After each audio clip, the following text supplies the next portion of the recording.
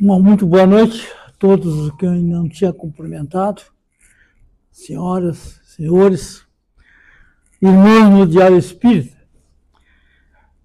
Rogamos que o mestre dos mestres possa enviar seus mensageiros para nos auxiliar nessa exposição, que sempre é um ponto a mais e uma garantia de uma exposição melhorada acima das nossas poucas possibilidades. Mas, queridos irmãos, o tema proposto, então, para essa noite, Bem-aventurados os aflitos, consta aí do capítulo 5º do Evangelho, é uma informação, digamos, sobre o mundo espiritual que não faz sentido. Não faz sentido se não colocarmos a vida espiritual em jogo, no contexto. Mas a vida espiritual plena, não aquela hipótese virtual, conforme às vezes a gente vê comentários de outros irmãos de outras correntes religiosas. E veja só, os primeiros cristãos, eles tinham certeza absoluta na vida espiritual. E foi, certamente, não só pelo meu julgamento, na minha experiência, mas de tudo que já tenho lido a respeito, uma vertente que solidificou as suas experiências nas arenas do mundo romano, entregando a sua vida àquela doutrina que falava da vida espiritual. E essa vida espiritual, ela foi retirada pela igreja dominante na época, ano 553, foi retirada dos textos canônicos. A vida espiritual no concílio ecumênico Constantinopla II, diz o ecumênico, não é muito ecumênico, mas vamos deixar por aí. Foi retirado a vida espiritual do contexto dos evangelhos canônicos. E com isso também saiu a reencarnação, porque a reencarnação está ligada diretamente à vida espiritual. Isso foi lá no ano 553. Mas o que veio a doutrina espírita? Resgatar exatamente essa parcela importante dos contextos evangélicos que vigiam lá por vigiu por 500 e tantos anos, né? 553, o mestre nos deixou no ano 33, supôs, pelo menos que seja a verdade dos fatos. Então tem 5 séculos aí de experiência de vida espiritual. Mas outro dia, pensando nesse assunto, e juntando com essas 4 propostas que nós temos aqui, que é retirada exatamente do Evangelho, do capítulo 5º, Justiça das Aflições, causas atuais, causas anteriores e o mal e o remédio, será que não existiria uma fórmula que pudesse nos apresentar e nós dizer, agora eu estou entendendo o que está dizendo isso aqui? Pois eu apresento para vocês para digeri-la. Vamos aos fatos, então. Então, é isso aqui. Personalidade atual é igual a um sinal matemático. Antigamente chamava-se... Como é que era mesmo esse sinal? Não? Não tem. Pois é. Integral. É uma integral de quê? De várias vivências. Vivência 1, 2 e por aí vai, N mais capa, né? Vivências. Só para falar em vivências, certa vez perguntaram para o Chico, né? Chico, Pergunta aí para o Emmanuel quantas experiências na Terra, aqui na Terra, né, ele teve, ou ele se lembra. Aí, parece que vira e mexe, deu uma, mais ou menos, em torno de 800. 800 V1, V2, V3, só aqui na Terra. Vivência de experiência na carne, né? Então, isso aí, em contraposição com o meio em que a pessoa viveu, naquela V1, ou na V2, ou na V3, etc. Na genética, que exatamente colocou a personalidade sobre regras rígidas. Por exemplo, se ele é do sexo feminino, ele está restrito a certas observações e características, do mesmo modo que se for do sexo masculino, e assim por diante. E de uma bagagem, está entre aspas, exatamente para simbolizar que não é a bagagem terrena, né? É uma bagagem hipotética, ou seja, é a soma dos conhecimentos adquiridos que ele trouxe para aquela vivência atual. Então, a personalidade do atual seria o quê? Um ambiente que gerou em diversas existências e depois o meio, a genética e bagagem e outros fatores que poderia, mas o espaço ali era curto, a personalidade futura. Então, a nossa modo de agir no futuro está subordinado àquilo que nós aprendemos, vivenciamos no passado. Então, até essas duas frases que estão embaixo, bastante conhecidas, que não podemos modificar o passado, mas somos os construtores do nosso futuro. Então, nós estamos construindo o nosso futuro agora, nesse momento, hoje e sempre. E então, aqui, o que seria o S? A integralização da personalidade, mais ou menos repetindo o que eu abordei, pelas inúmeras vidas passadas, influenciadas pelo meio, pela genética, pelos sentimentos, conhecimentos adquiridos ao longo da existência, que é, ou em outras palavras, a nossa bagagem de vivências. E esse contexto todo aqui vai gerar o que nós somos no presente. As nossas lembranças, às vezes somente intuições, às vezes um pouco mais, vivências mediúnicas, inclusive, e tudo isso no contexto para quê? Para que na experiência carnal a gente possa ter um crescimento espiritual. Eu falei crescimento espiritual, e é exatamente isso que eu queria dizer. Porque de crescimento material se carrega a ciência oficial de um modo geral, mas o crescimento espiritual é individual. Nós estamos construindo ele. Estamos construindo ele juntamente, inclusive entendendo o que seria as nossas aflições, justiça das aflições. Então, quando a gente se coloca a justiça das aflições, se não colocarmos as causas atuais e as anteriores, essa justiça fica sem razão de ser. Ela fica fora do contexto, em outras palavras. Porque, vejam só, uma experiência de vida aí de 20, 30, 40 anos, mas também pode ser de alguns meses, pode ser de algumas semanas, é muito pouco. Mas uma experiência de algumas décadas nos dá uma compreensão maior e faz nos perguntar, mas afinal de contas, por que eu estou sofrendo? E será que esse sofrimento tem alguma vantagem para mim? E aí entra o porquê das coisas.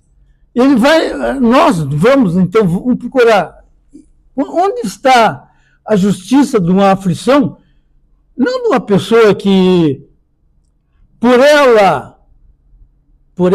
pelo modo de agir dela, gerou uma consequência X, Y, Z. Por exemplo, Um dia frio como esse, o cara sai sem abrigo nenhum, a passear numa praça pública, vai pegar o quê? No mínimo um resfriado. Né? Então, qual foi o fator que determinou? Foi que ele não deu valor para os cuidados com a saúde. Aí a causa está diretamente naquela encarnação, naquele modo de agir, naquele modo de entender as coisas. Mas e quando vem de nascença? Aí o problema fica bem mais complicado. Se quando, nessa situação, se não retroagirmos as causas anteriores das aflições, e jogando a seguinte questão, tudo se encadeia nas vivências passadas com as presentes e as futuras.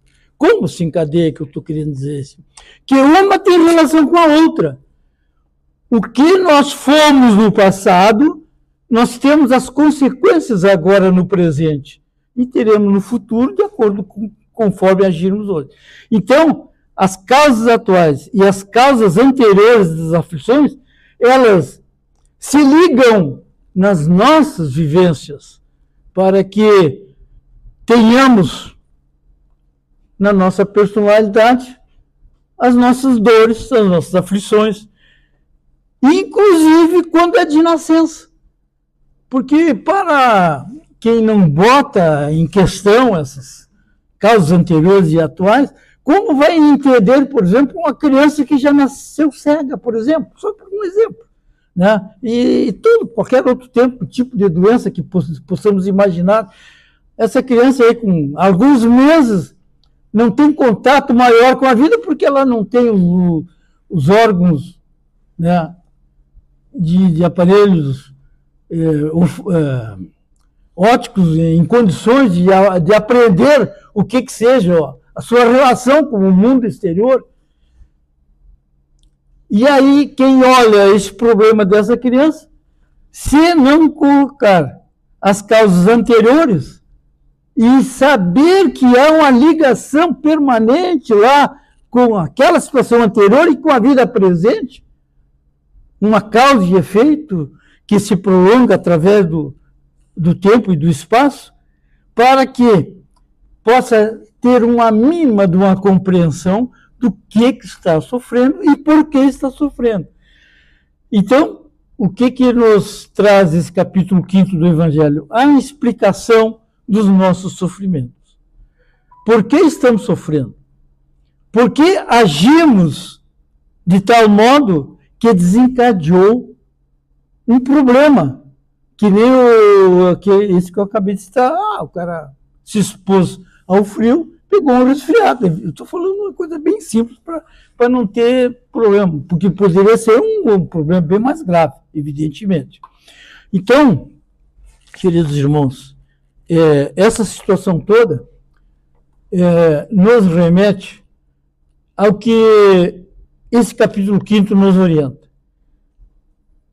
Não é à toa que esse é o maior capítulo do Evangelho, o mais extenso, exatamente para que aqui são apenas 4 tópicos, mas o capítulo tem uns 15 títulos, mais ou menos, então é bastante amplo. É o maior de todo o Evangelho segundo o Espiritismo, capítulo 5º.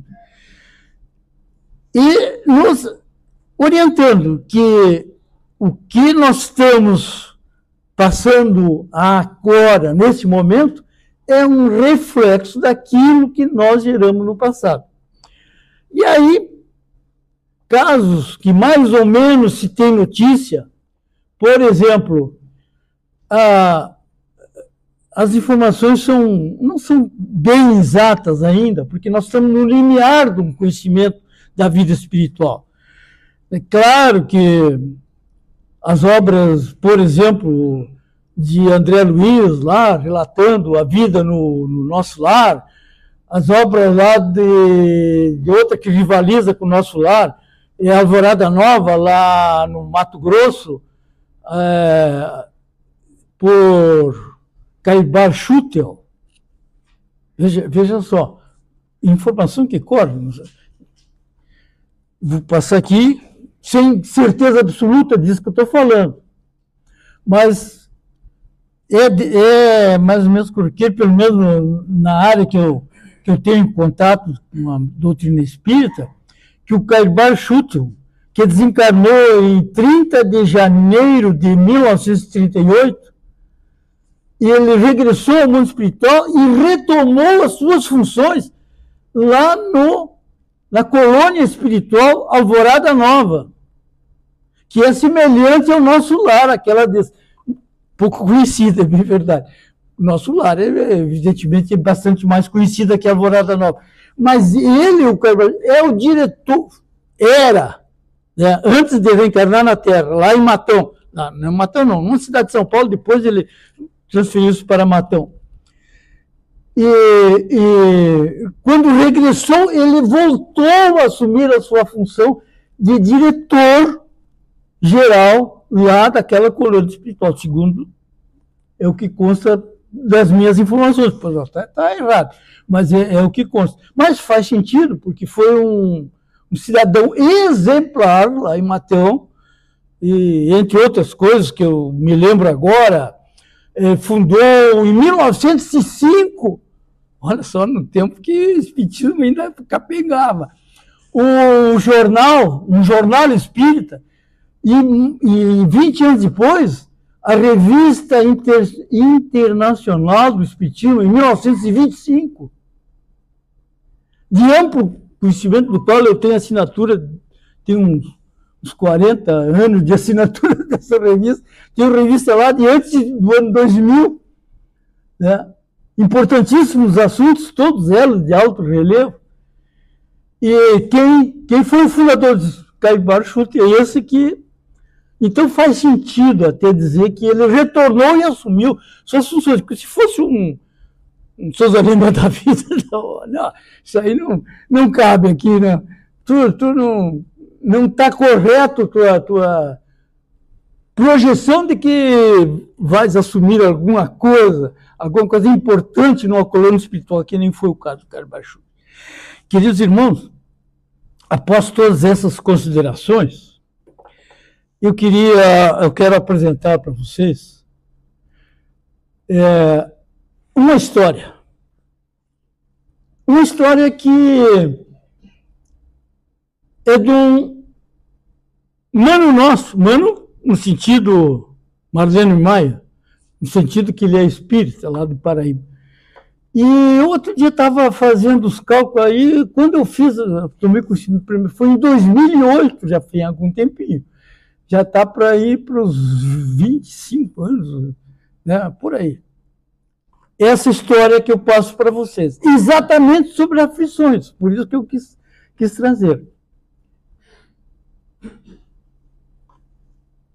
Então vamos a ela. O título é Tudo que Deus faz é bom. Correto?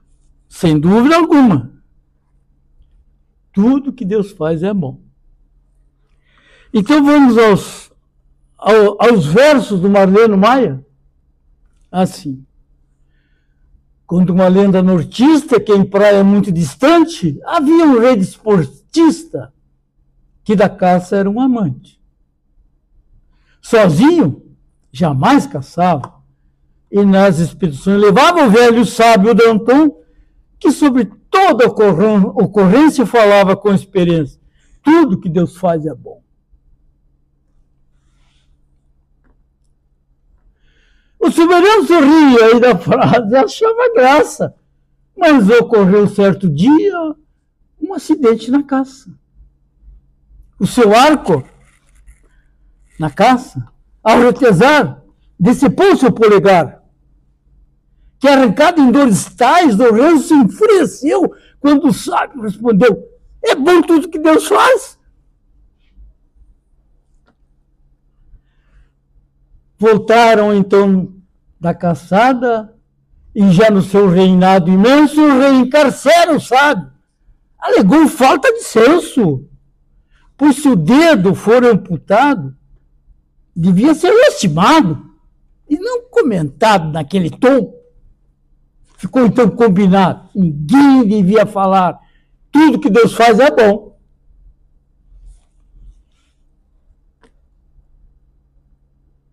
E veio nova temporada e o rei se recuperou.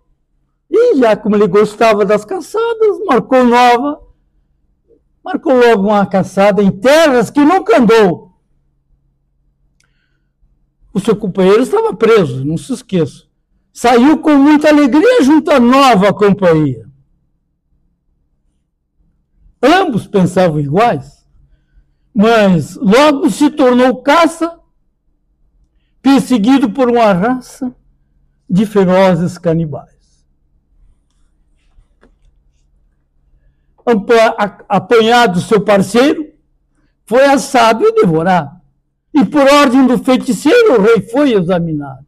Quando viram a amputação, sem mais complicação, logo mandaram embora, pois tinha que dar lugar para alguém sem azar. É assim, o rei deu fora.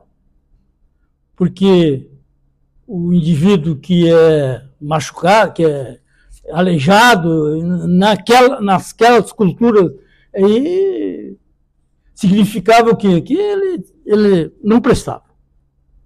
Nem para ser assado.